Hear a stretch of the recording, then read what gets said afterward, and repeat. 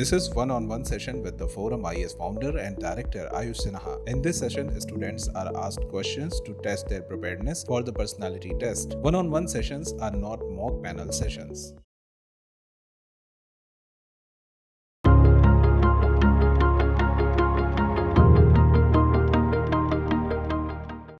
Can we begin with a couple of questions, Nikhil?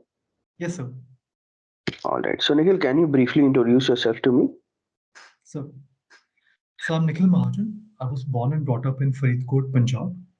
I did my graduation in electrical engineering from IIT Delhi. And thereafter, I also worked at the Center for Policy Research at IIT Delhi itself. My interests include blues guitar and bhangra. So, you worked at Center for Policy Research. So, if a law is made, what are the essential criteria for a good law? Just think and tell me the answer. So, what is the essential criteria for a good law? When you so say that the law is a good law? So it should be unambiguous. The terms should be clearly defined. The edge cases should be appropriately handled. Unintended consequences need to be avoided. Thirdly, stakeholder consultation and a formation of consensus around the law is important so that there's more voluntary compliance. These I would regard as good, constituting a good law. Stakeholder consultation. All right. All right. Good. Okay, sir. So, Nikhil, you have done electrical engineering. Yes, sir. What is the current parameters for treating hydropower, electricity as renewable source? So I believe small hydropower plants are treated as renewable sources of energy. I believe 25 megawatts is the limit. I may be wrong, so I'm a little uncertain about that. Okay. All right. What is the reason that we use AC power in our homes and not DC power? So AC power is much more efficient when it comes to long distance transmission, and also in terms of balancing of loads. So we have three phases in AC.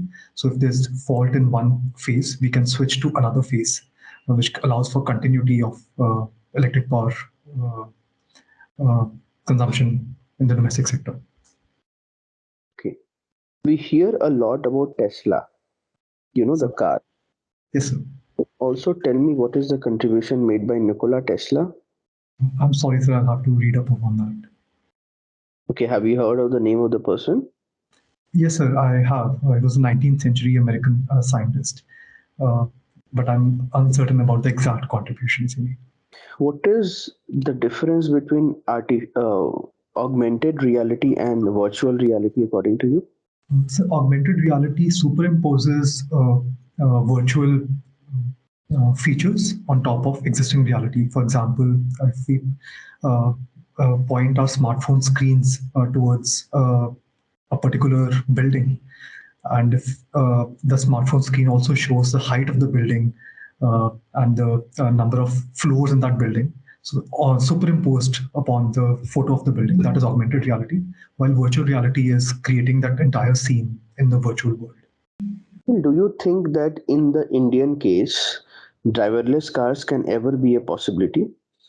So in the long term, I do see that being a possibility.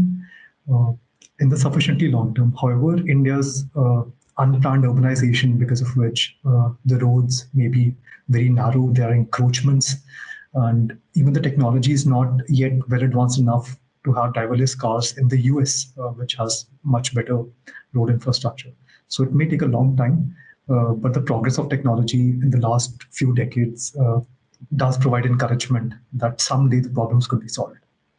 So what is the reason that the people who pitch for driverless cars, they say that driverless cars are going to be safer than human-driven cars? What is their argument? So the major argument is that the driverless cars will be able to communicate with each other. So, for example, if today at several road intersection points there are blind spots, so two cars from different paths do not know about each other, and they can collide at the intersection. while driverless cars can communicate with each other and hence apply the required measures, brakes, for example, to prevent any such collisions. Okay, but that means that because they can communicate with each other, therefore, external means of communication such as a signal, will it be ever needed? Sir, could you please elaborate? External communication from? So basically, there are 3 ways where the human-driven cars communicate with others, right? One is the use of indicators, flashlights. Yes. The other is how they get instructions from outside, such as a signal, Yes. traffic signal, right? Sir. With driverless cars, will we have traffic signals? Think and tell me answer. If you've already not thought over the problem. Sir, a visual signal may not be necessary. If there's an intelligent transport system in the city that can communicate with all the driverless cars, it can play the role of a traffic policeman, for example, to tell certain cars in a certain lanes to move forward while stopping the other cars. So yes, along with that car-to-car communication, a centralized authority for communication would also be helpful in managing the traffic. All right. Nikhil, what are your hobbies? Sir, I'm, in my father's opinion, a mediocre blues guitarist, but I'm a pretty good Bhangra dancer as well. All right. What is the reason that Punjabi culture has some undue domination when it comes to Bollywood and popular culture? So, in my view, regarding Bollywood, there was a migration of Pakistani origin Punjabis towards the Bombay region. For example, the Prithviraj Kapoor family, the Yash Chopra family, the Karan Johar's father, I forget his name, Dharma Productions. These are families Punjabi in origin. And for example, Mr. Yash Chopra got the scene of Sarson Ke Khet in Indian movies. He popularized that scene. So that has contributed to the Bollywood culture. With regards to Delhi, which is the political capital, the power center of India, also Delhi has a lot of Punjabi culture because of its proximity to Punjab and many Punjabi migrants. So the presence of Punjabis in these power centers of Delhi and Mumbai, I believe, has contributed majorly to the dominance of Punjabi culture. Nikhil, why do you want to join the civil services? So the job profile is extremely unique. The opportunity to make decisions, take decisions in public interest, deal with wide range of dimensions for every problem, and also across different fields through the course of a career from the ground to the highest levels of policy making. No other job in the world provides that, in my opinion. Hence, I want to be a part of this. All right. Nikhil, there are 2 ways how solar power is harnessed to produce electrical energy. Can you tell me what are the 2 methods? Definitely, sir. So in one uses photons, light photons, to excite semiconductors.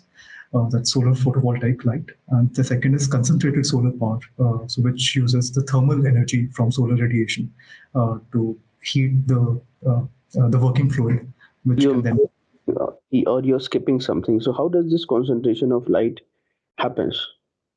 So I believe there are parabolic mirrors which converge the incoming light onto a single point where the working fluid is heated, and then it can be used to drive our turbines.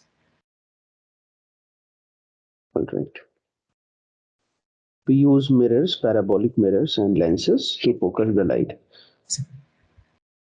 What is the reason that it is said that in the steam engine, the steam engine was a revolution? Everything else after that has been merely an evolution.